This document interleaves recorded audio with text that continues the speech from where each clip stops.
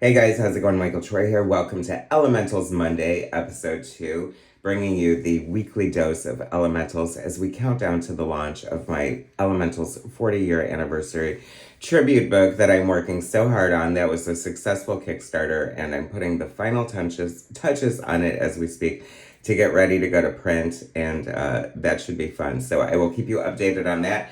But in the meantime, one of my viewers and some fellow cartoonist, manga artist, Jason Coaches, who has a wonderful book called Maru and Koji, or Koji and Maru, rather, is currently available. And he sent me a bunch of elementals that he found in the dollar bin and suggested that I do a weekly recap. And so why not? It's fun. Elementals is one of my all-time favorite books by one of my all-time favorite creators.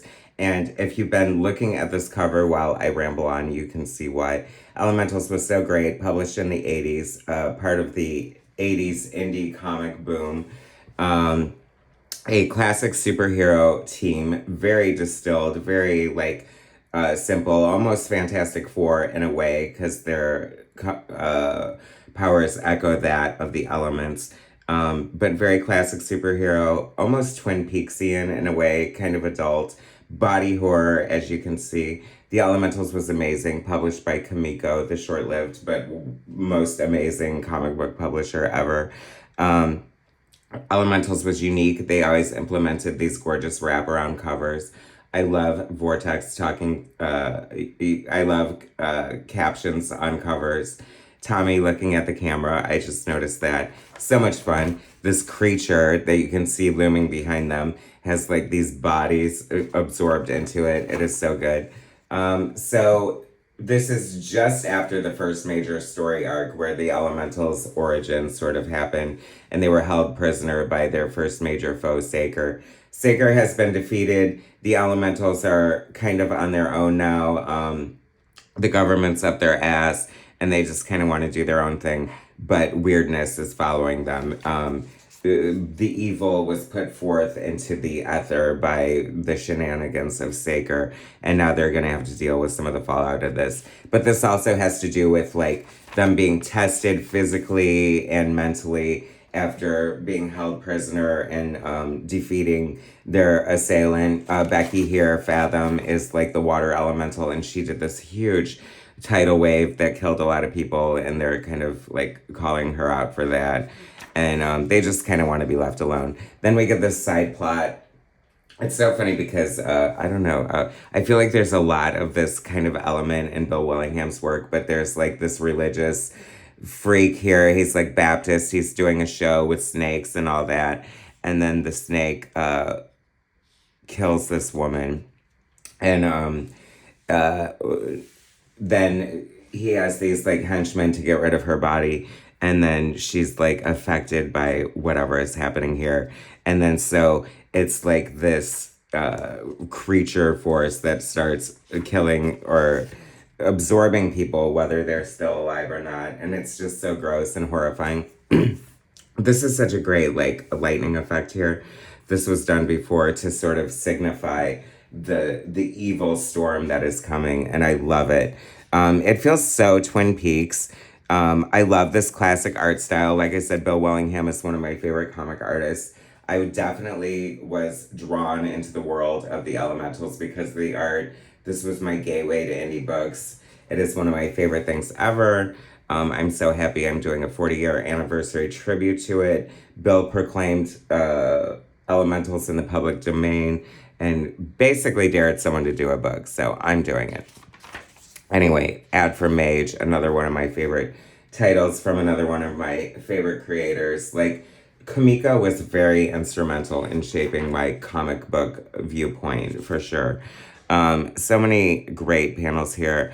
I love, Bill Willingham pencils plot, Jack Herman script, Rich Rankin inks. I loved Rich Rankin's inks on Bill Willingham. He just really did so many good things with the cross-hatching. Kurt Mauser colors covered the majority of Elementals throughout its sporadic run, and it has a little piece in my tribute book coming up, as does Robert Pinaha letterer, who lettered the majority of the elementals throughout its tenure as well. They always had these great, like, body horror, sort of gross things, and I always loved that the women's boobs were hanging out. The storytelling is so good. Like, reading this was so much fun. It was like a dark movie. Like, the pacing is just so good. The buildup is tremendous. You know, it's like I'm curious. Like, I feel like Bill Willingham was super popular and people really did love his style. I feel it's kind of akin to that classic, like, John Byrne sort of just open style. Like, the figures look great. Slightly just a wink and a smile to cartoon, which I felt like John Byrne had, and maybe that's why I like this so much. But I like when he got arty too. Like, this looks almost Alphonse Mucha in a way. Like, Bill Willingham still produces art to this day. He's definitely known as a writer because of things like Fables. I don't think he had, like, the ability to keep going on a monthly basis, which is why he eventually dropped off of Elementals. But, you know, he definitely is an artist at heart. This panel is so good. She opens the door to see this horror. You can see the look on her face and the reflection of the eyes of this creature is so good.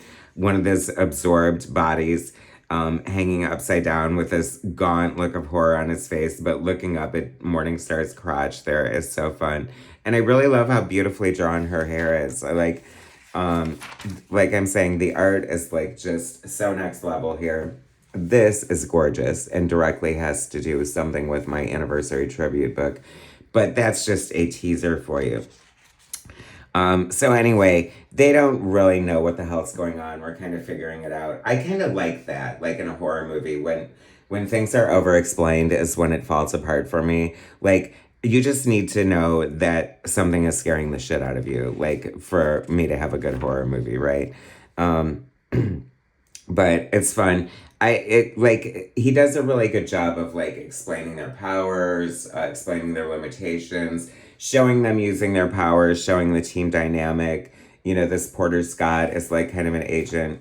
I'm so glad he didn't get absorbed by this creature. He's, like, a fun supporting character. And the team dynamic has always been great. I don't know, like, the storytelling was just so good and so much fun. And I feel like, you know, it was really starting to pick up its momentum here. So I'm so excited to come back for next issue. And I'm so glad to be doing Elementals Monday. If you guys have not heard of Elementals, I'm sure you see these in dollar bins from time to time. And definitely do not sit on it. It is worth checking out. I feel like it feels so fresh and contemporary, even though it's over 40 years old. And it still holds up to this day as definitely one of the great classic superhero books ever. And this is only episode 2. I have about 30 issues to get through that he sent me. So look forward to Elementals Monday next week. Thanks for watching, guys. Subscribe to my channel if you haven't already. Hit that like button, and I'll bring you more soon.